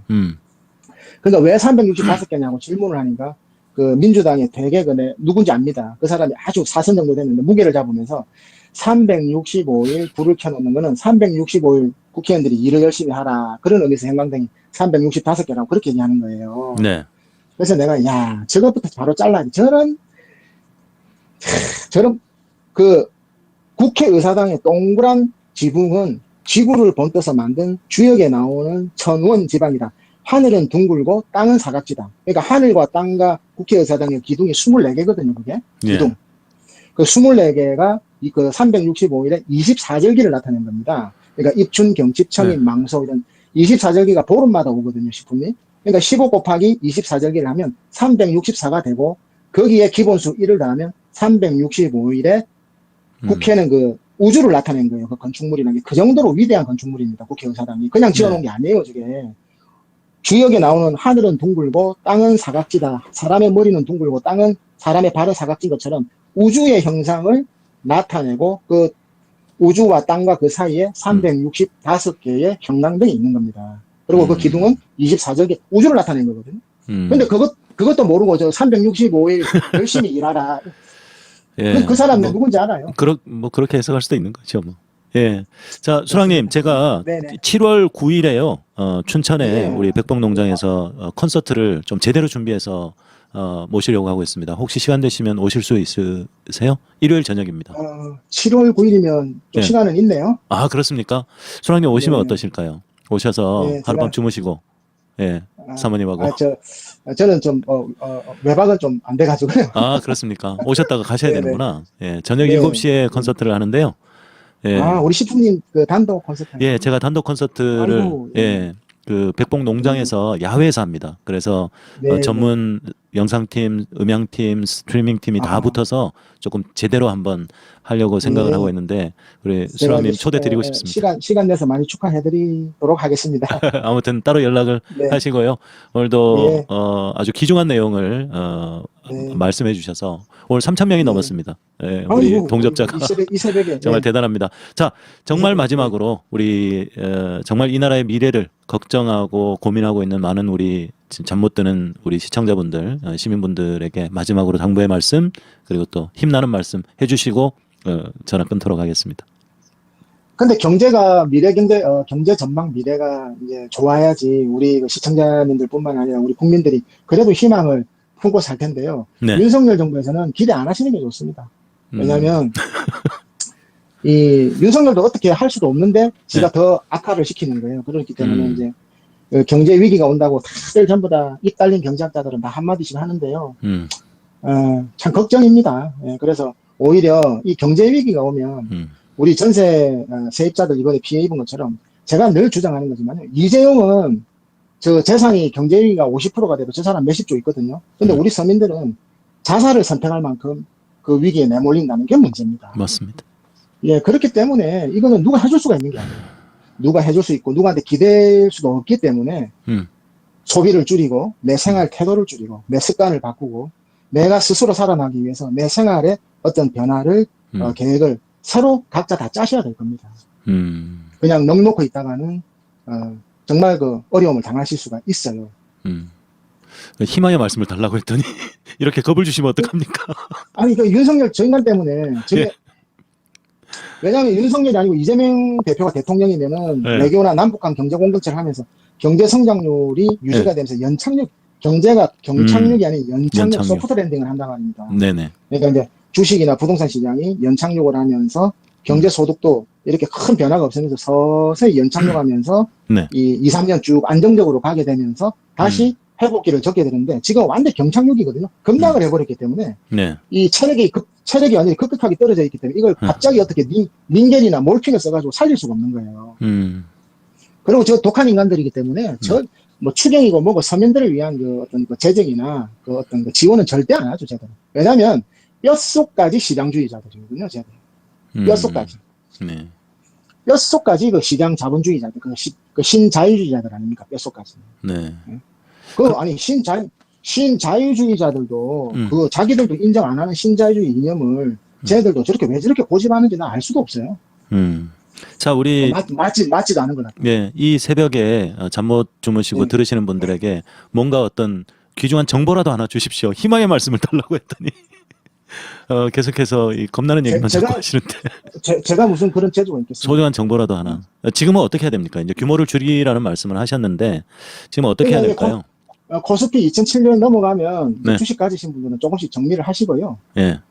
그 다음에 현금이 있으면 그 현금을 다른 데다 투자해서 낼름 쓰지 마시고 아껴 쓰고 현금을 보관했다가 아주 좋은 기회가 오겠죠. 그렇게 좋은 기회가 온다면은 이제 집이 없으신 분들은 빠른 시간 안에 집을 마련하시는 게 좋고요. 왜냐하면 부동산이라는 게 영원히 그러니까 민주당에서 또 폭락론자들 데려다가 막 폭락한다고 지금 뭐 김어준 5배에다 불러다 가지고 막 지가 전문가라고 불렀는데 얘기하는 거 들어보면 지가 뭘 모르는지도 모르고 막 통화한다 그러는 거예요. 지금 방송 끝내려고 했는데, 아니, 그 인터뷰 끝내려고 했는데, 그 수랑님, 한문도 교수는 어떻습니까? 평가 한번 해주십시오. 한문도 교수의 어떤 그 아니 뭐 제가 누구 개인을 평가하기 이전에 그분은 네. 뭐 많이 요즘 초조하신 것 같더라고요. 상당히 위기라는 얘기를 많이 하세요, 요즘. 아니 이제 그 본인이 본인이 왜냐하면 이제 그분이 이제 부동산이 급락할 거라는 거는 적중을 시켰어요. 그렇죠. 예.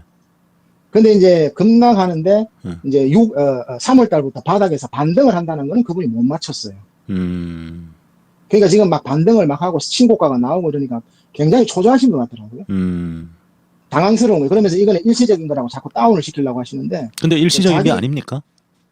50%는 일시적이고 50%는 일시적이지 않습니다.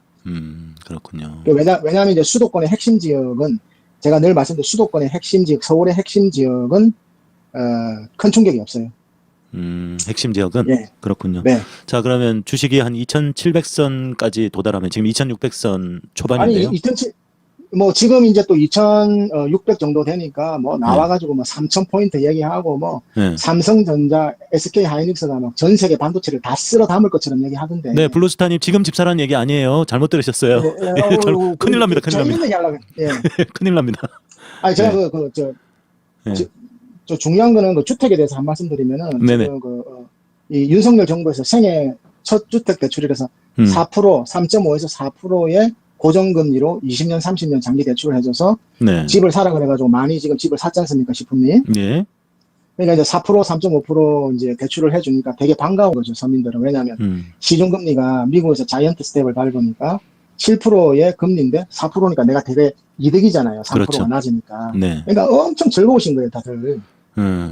다들 즐거워서 집을 산 거예요. 왜? 다른 사람들은 다 7%인데 나는 4%니까 3% 이득이니까. 그래서 서민들이 늘 당하거든요. 그러니까 이제 직경에서 이제 일단 사기성인데 그게 뭐냐면 앞으로 금리 1% 되면 그 4% 받으신 분들 억울해서 잠 못 자실 건데요, 앞으로.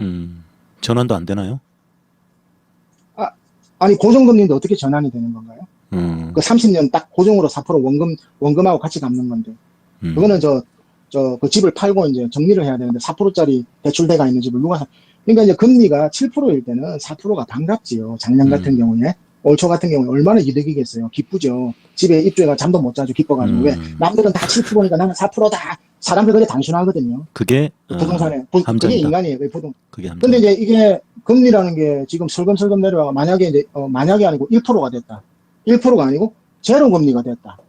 제로 금리가 되면 아마 그 4%그 윤석열 정부에서 집 사다가 산 사람들은 거의 아파트 들어가기도 싫을걸요. 꼴도 보기 싫을걸요. 자기 집. 그러니까요. 그러니까 늘 그렇게 보수 정부는 서민들을 이용을 해가지고 어떤 그 경제적인 부동산 모멘텀을 삼았던 겁니다. 그러니까 지금 집 사는 얘기는 아닙니다, 저는. 예. 내년, 뭐 늦어도 내년쯤에는 우리가 대통령 선거 다시 한번 하지 않을까 싶은데요. 이제 총선 전후해가지고 이제 글로벌 금융위기가 이제 나올 겁니다. 이제 그게 이제 어디서 나올지 저도 모르겠고요. 이제 생기죠. 생기게 되면은 이제 각자 도생하셔야죠. 정부는 이제 우리나라에서 이제 국가라는 건 없는 거니까요. 정부는. 예, 쟤들은 뭐 작은 정부 한다고 그래가지고 뒷짐지고 있잖아요. 예. 네. 아무튼 오늘 이재명 대표의 이 대정부 그 발언으로 인해서 많은 분들이 그래도 좀 이 가슴속에 응어리가 많이 풀렸습니다. 그리고 수랑님의 여러 가지 또 어디에서도 듣지 못하는 어떤 이 정보들이나 의견들, 뭐 물론 다들 좀 생각이 똑같지는 않을 거예요. 좀 다른 의견도 있으실 수는 있겠습니다만 그럼요. 많이 또 참고를 하시면 좋겠고요. 예, 또 모셨으면 좋겠습니다. 예, 더 하실 말씀 있으신가요? 이제 더 이상 없고요. 예. 우리 이재명 대표의 오늘 대표 발언으로 중도층 아마 민주당 지지율은 상당 폭이 어떤 그 상승세를 유지하고 다른 변동만 안 주게 되면 제가 늘 주장했지 않습니까? 작년 4월 달부터요. 민주당이 내년에 일당을 거머쥐는 거는 틀림없을 겁니다. 그럴 것이다. 그게 뭐 200석이 될 수도 있고 180석이 될 수도 있고 150석이 될 수도 있고. 그거는 신의 영역이니까 저도 모르죠. 그렇죠. 예. 그러나 일당은 확실합니다. 예. 이제 민주당을 바꿔내는 것. 이전의 민주당과 싸우는 것. 이것이 핵심이다. 예. 예. 왜냐하면 오늘날의 보수들은요, 5만 불의 대한민국을 운영할 능력 자체가 없어요, 지금. 저 사람들은 딱 7,000불, 8,000불, 전두환 시절에 그때 보수들이에요. 그러니까 저 사람들은 국가 운영을 지금 이렇게 글로벌하게 덩치가 커진 대한민국을 운영할 능력이 없어요. 네. 그렇기 때문에 제가 민주당에 쓴소리를 하는 겁니다. 부동산에만 대해서. 네. 부동산만 안 하면 99점이에요, 민주당. 민주당. 예. 예, 훌륭하죠. 예. 알겠습니다. 네. 예. 네. 새로운 희망이 좀 생긴 것 같습니다. 오늘도 네, 귀한 네. 인터뷰 해주셔서 고맙습니다, 소랑님. 민주당 화이팅! 예. 네. 감사합니다, 소랑님. 네, 건강하세요. 네. 고맙습니다. 네. 네, 장시간 동안 수랑님의 인터뷰를 진행을 해봤습니다. 물론 또 동의가 안 되는 부분들도 분명히 있으실 거라고 생각을 합니다만은 제가 그래도 자랑할 것은 어디에서도 들으실 수 없는 견해와 의견 그리고 또 전략들이 아닌가 생각을 하고 있습니다. 상당히 전문가적인 냄새가 나죠. 네, 그러면 여러분들께서 참고하실 것은 참고하시고 수용할 것은 수용하시면 됩니다. 그리고 또 다른 의견을 얼마든지 주셔도 되는 것이고요. 정말 민주당 그리고 민주진영이 성공하기 위해서 또 집권을 해서 더 나은 세상을 만들기 위해서는 반드시 우리의 부족한 점이 무엇인가를 인지하고 인정하는 것이 참 중요하다. 수랑님께서 오늘 얘기하신 것처럼 민주당은 그간 지난 정부를 거쳐면서 그간 뭐 잘한 점도 많지요. 그렇지만 우리가 그래도 국민의힘보다 낫지 않느냐 이렇게 해서 될 문제가 아니라 민주당이 실책했던 이 부동산 정책이라든가 이런 부분에 대해서 뼈저린 반성과 참회가 필요하다. 그래야 국민들이 민주당에 대한 불신을 깊은 불신을 불식시킬 수 있고 변화를 받아들일 수 있다. 정말 중요한 얘기인 것 같습니다.